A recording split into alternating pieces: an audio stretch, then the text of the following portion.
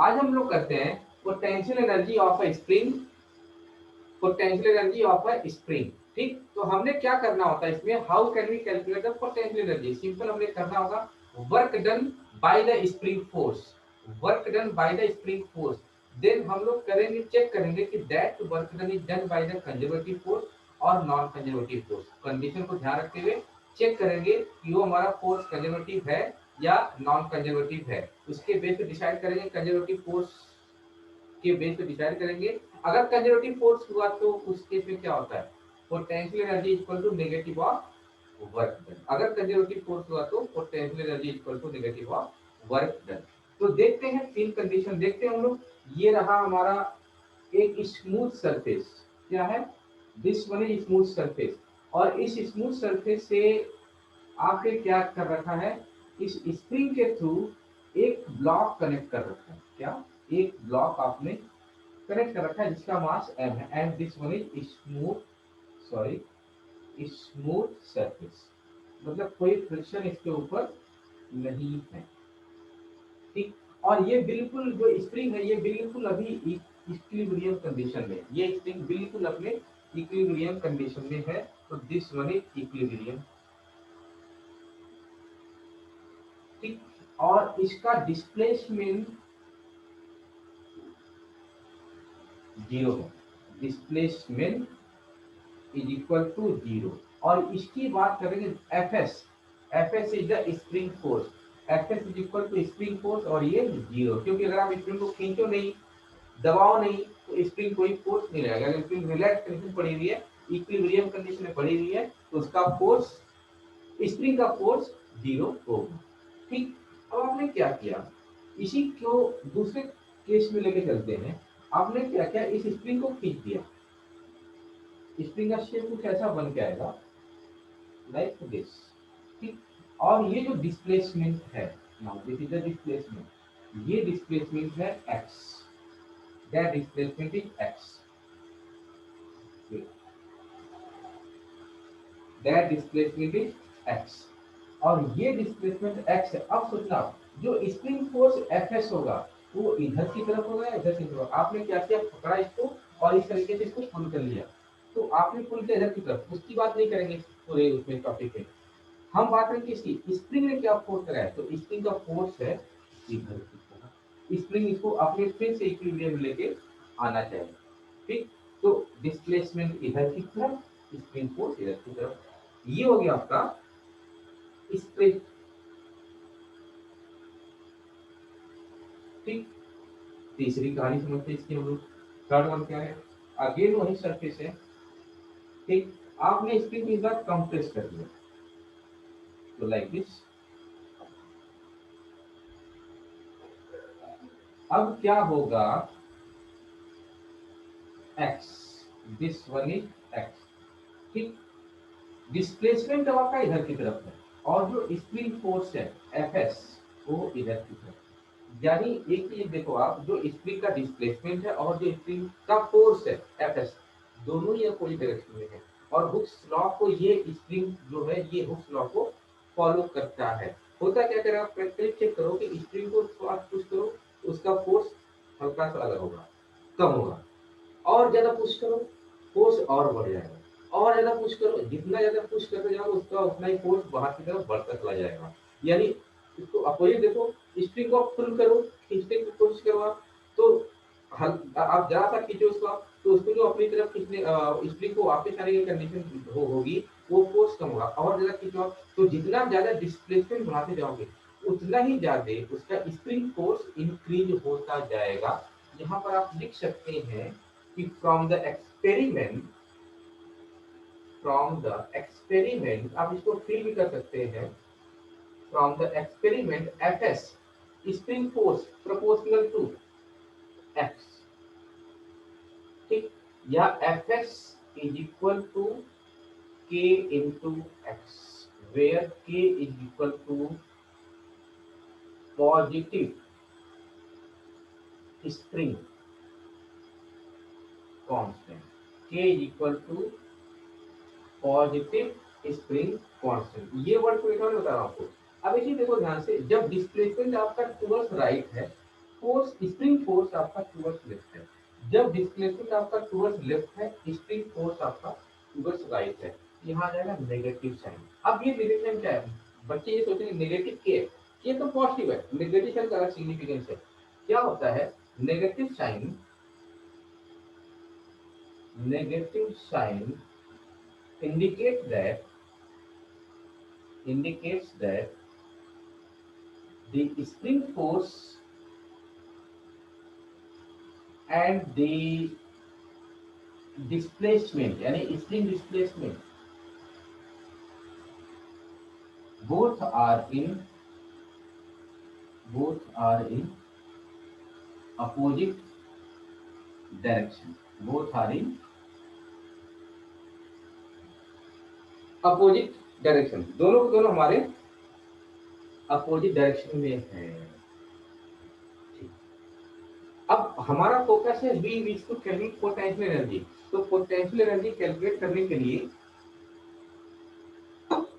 हमें work done करना calculate जरूरी है। ठीक, तो हम क्या करेंगे? अब हमारे पास स्प्रिंग फोर्स आ गया Fs इक्वल टू माइनस के। ठीक है, suppose with this spring force with this spring force with this spring force the spring is displaced by a small distance dx. Then to do this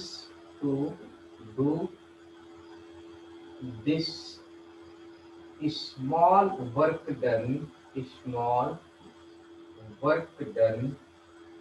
will be what? dw is equal to fs into dx, या we can write it dw is equal to fs is equal to minus kx dx।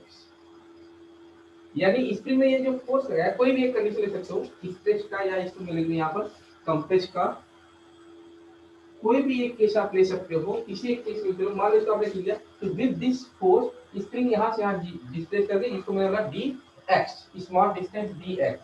इसके लिए spring में क्या work किया? Force use displacement, ये simple करके आ गया। अब हम मान लेते हैं इफ स्प्रिंग डिस्प्लेस्ड फ्रॉम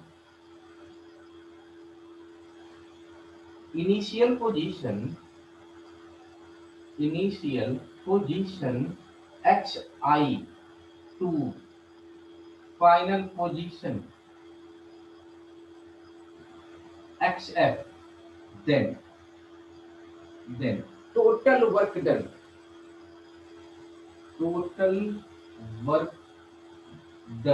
क्या होगा? W is equal to integration dw is equal to integration kx dx with negative sign, and limit will be from xi to xf।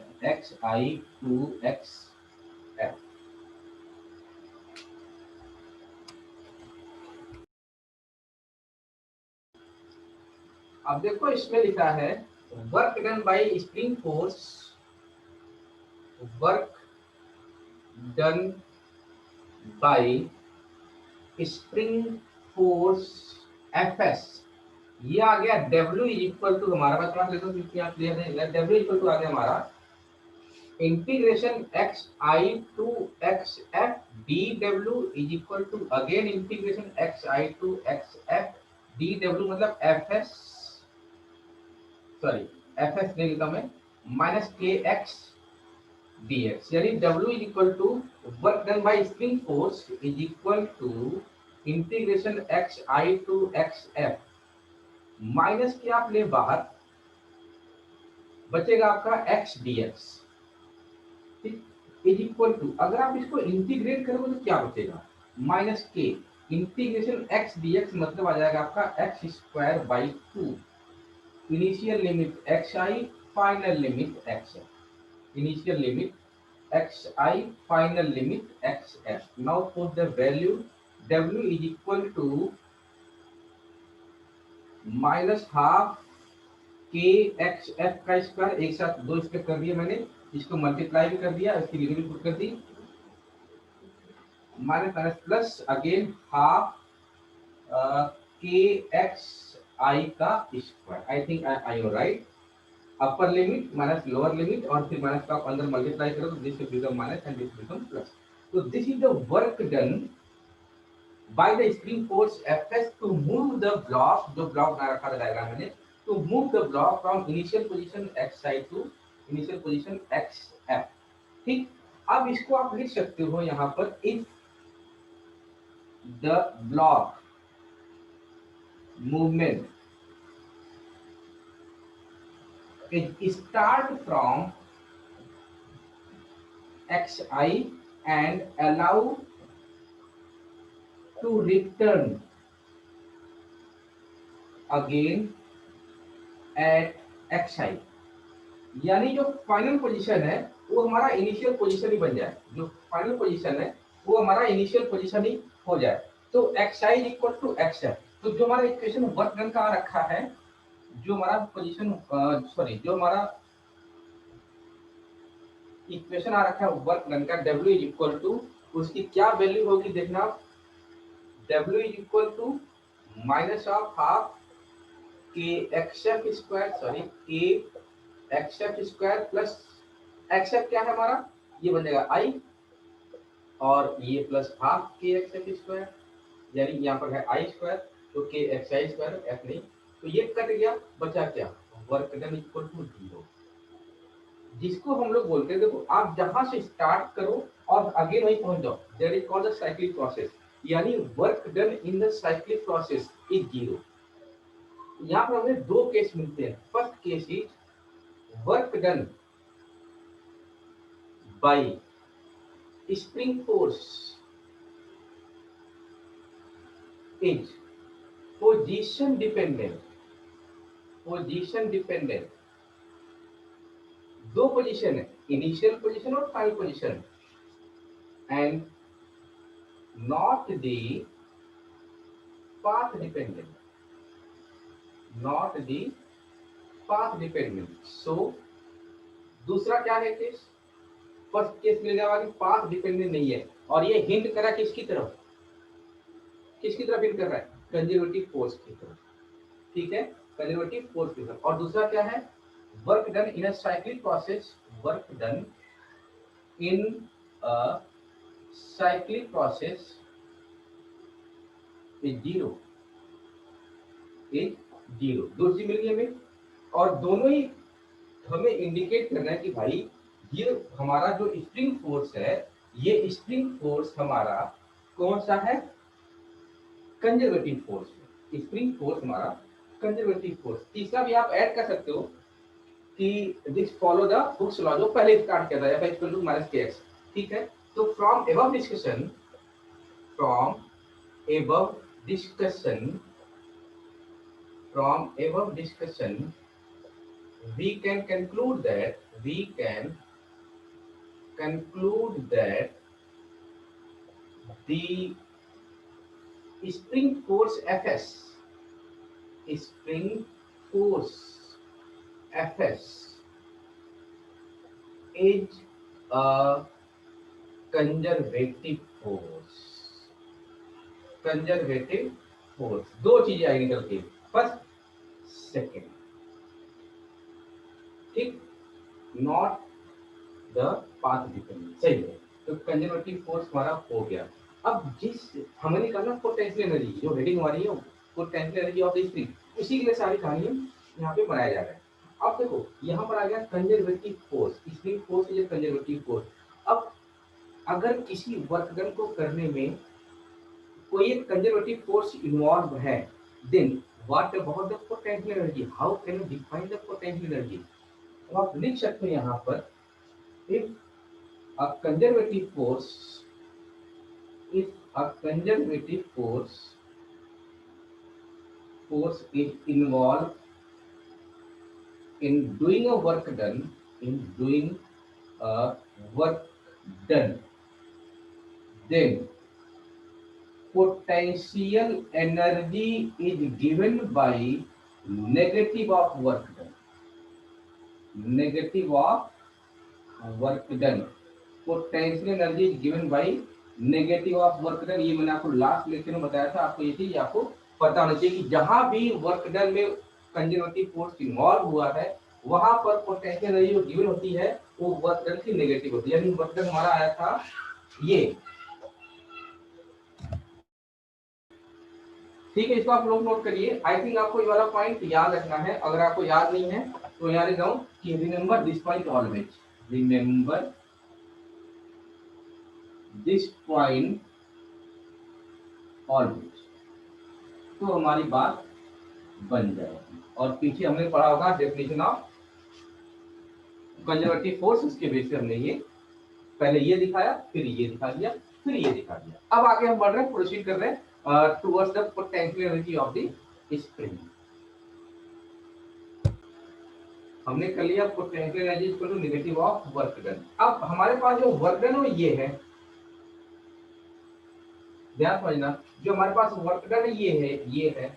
तो मैं इसको रिपीट करता हूं फिर से।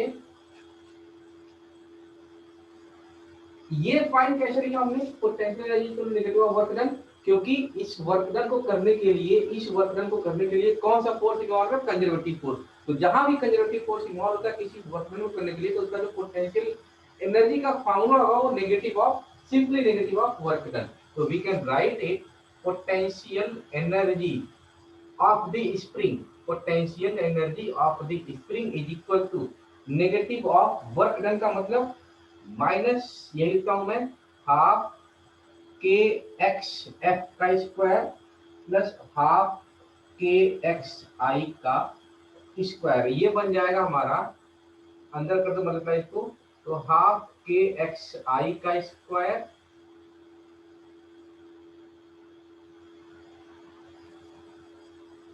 सही लिख रहा हूं मैं, हाफ के एक्स आई का स्क्वायर नहीं, गलत लिख रहा हूं मैं,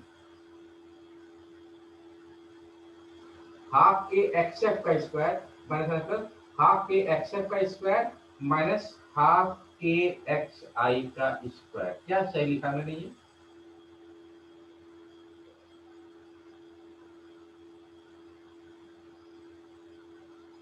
क्या मैंने सही लिखा ये?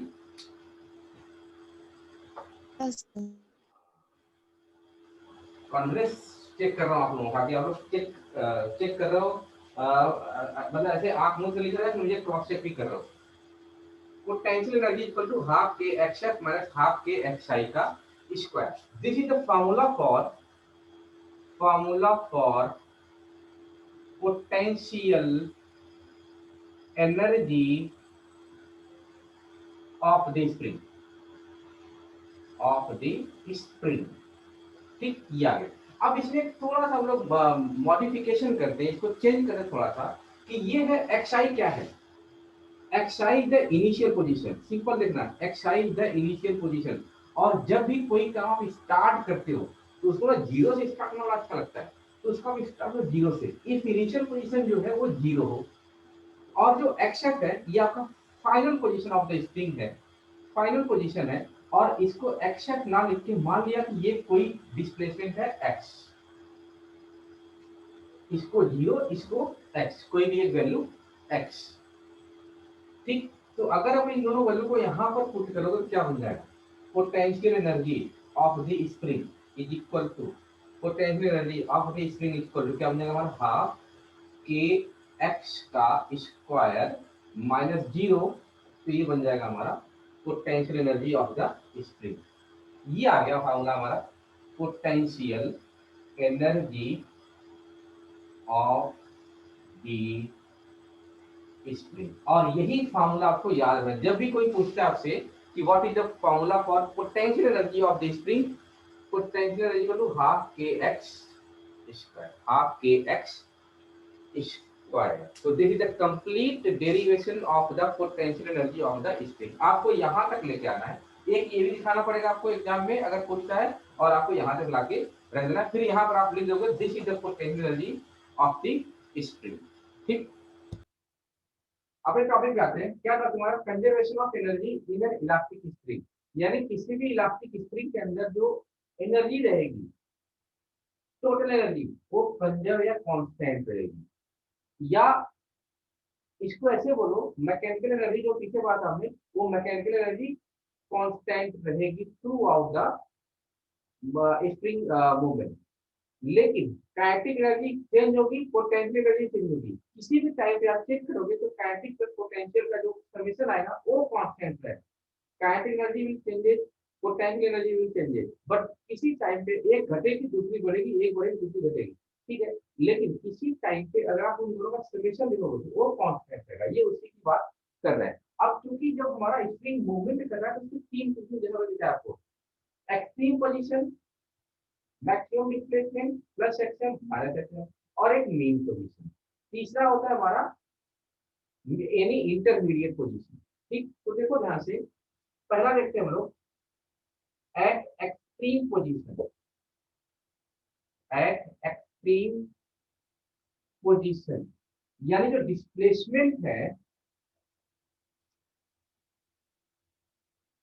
वो है आपका एक्शन, इधर की तरफ प्लस एक्शन, इधर की तरफ minus action from the mean position. ठीक, from the mean position and at extreme position velocity equal to 0,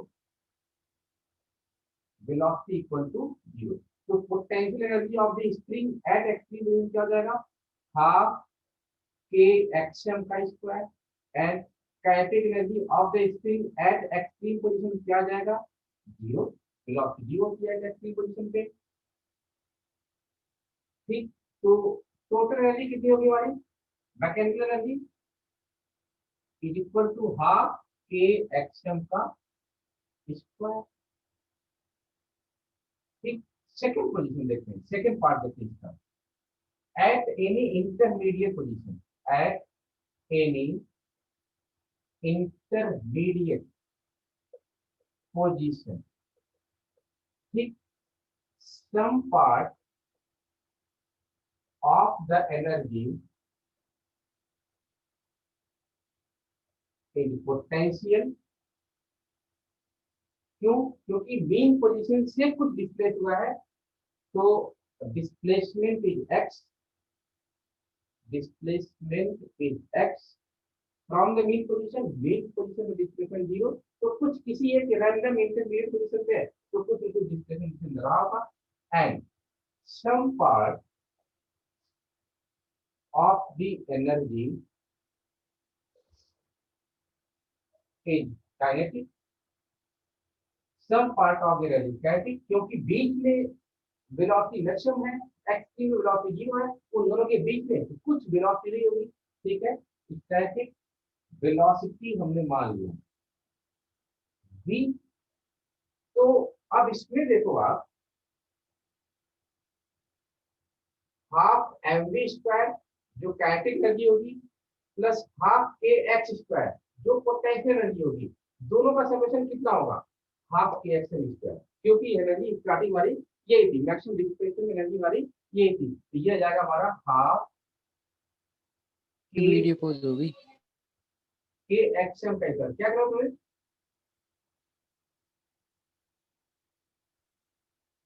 ठीक, half K x M square. तो क्या करना आपको, आप देखो ध्यान से, half M B square is equal to half K, bracket में जाएगा X M square minus X square. Half से आप कट गया आपका, बी स्क्वायर इक्वल टू आ गया हमारा के बाई एम, ब्रैकेट में एक्स एम का square minus X square. X M क्या है, मैक्सिमम डिस्प्लेसमेंट, एक्स क्या है, एनी इंटरमीडिएट डिस्प्लेसमेंट या एनी इंटरमीडिएट पोजीशन। तो v इज इक्वल टू क्या आ जाएगा हमारा, under root K by M X M square minus X square. This is the velocity of particle, velocity of block m, velocity of block m at any intermediate position। ठीक, अभी आपको एक बहुत अच्छा फील आएगा इसमें, अभी जो इसका एक थर्ड पॉइंट और पेंडिंग है, उसके बाद आपको बहुत अच्छे तरीके से मैं कहना क्या चाह रहा हूँ। वेलोसिटी इक्वल टू आ गया k by m xm minus xm square minus x square और पूरा पूरा ये आपका स्क्वायर ब्रैकेट में है। ठीक, तो ये वेलोसिटी निकल के आ गई हमारी। Now see the third point. Third point क्या हमारा, at the equilibrium position, at the equilibrium position, position at the equilibrium position मतलब x इक्वल टू क्या होगा, जीरो। तो u इक्वल टू क्या हो जाएगा, हाफ के एक्स स्क्वायर मतलब जीरो का स्क्वायर मतलब u इक्वल टू जीरो। यानी potential energy at mean position means potential energy at mean position or equilibrium position is zero,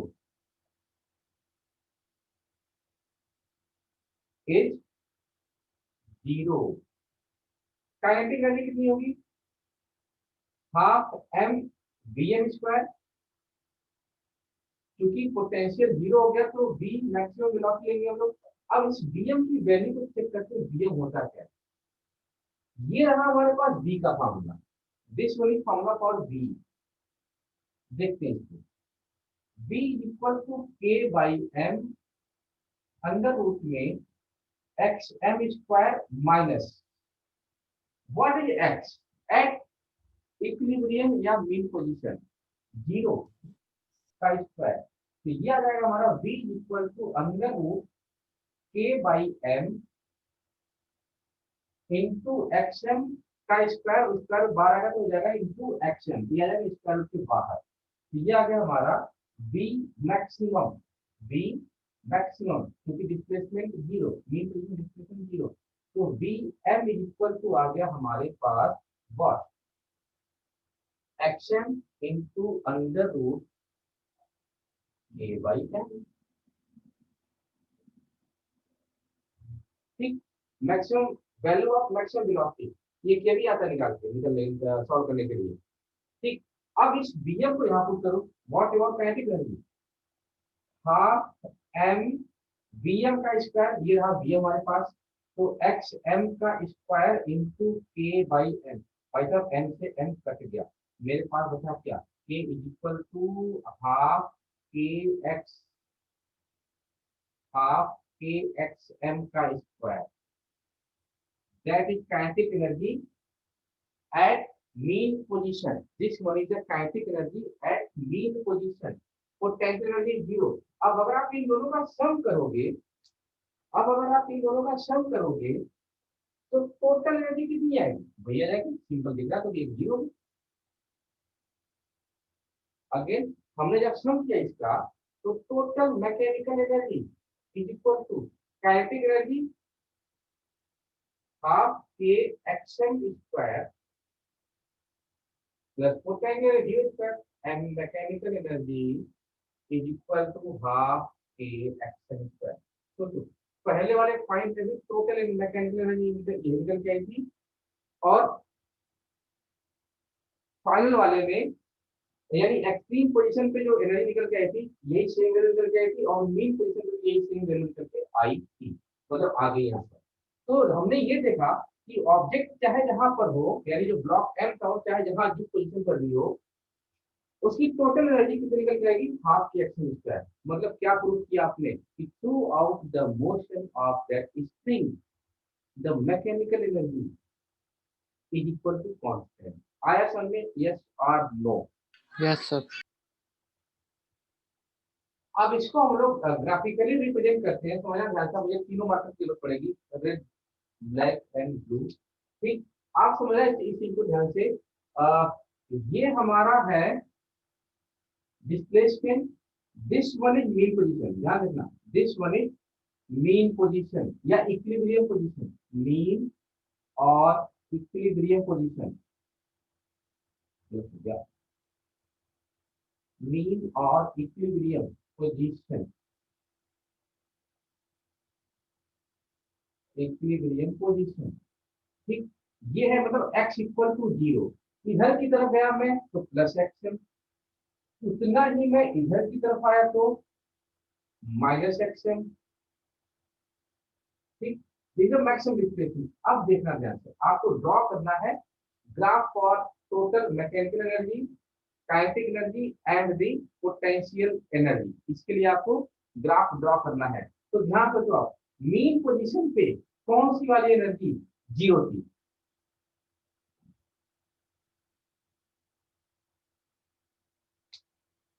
mean position पे कौन सी energy zero थी, आपको बताओ।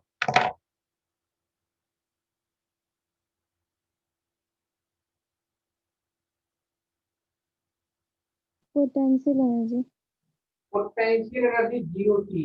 और जैसे आप इधर की तरफ बढ़ते गए एक्शन पे तो ये हो गई, इधर माइनस एक्शन बढ़ते गए तो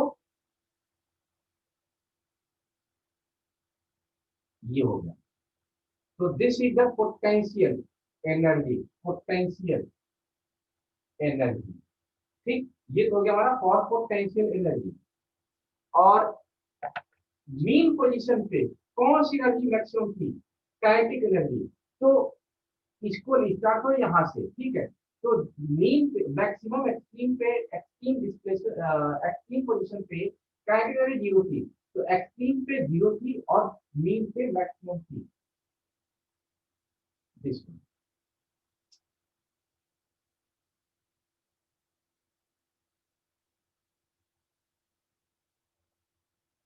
ये क्या है, ठीक है, इसमें टेस्ट कर सकता हूँ। लेकिन आपने जब भी कभी इन दोनों को सम करने की कोशिश की, आपने जब भी कभी, ये तो होगी हमारी काइनेटिक एनर्जी, इसको मैं रेड से लिखता हूँ, ये हमारी अगेन काइनेटिक एनर्जी। लेकिन जब भी आपने कभी काइनेटिक प्लस पोटेंशियल करने की कोशिश की, काइनेटिक प्लस पोटेंशियल करने की कोशिश की आपने, तो that was always constant, that was always constant.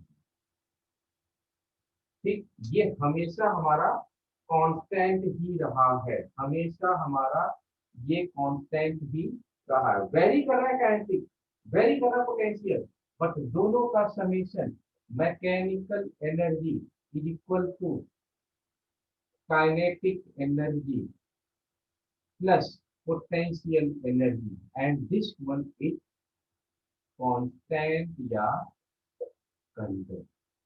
ये लीनियर लाइन आएगा दोनों का समेशन का, and this will be always straight line like this.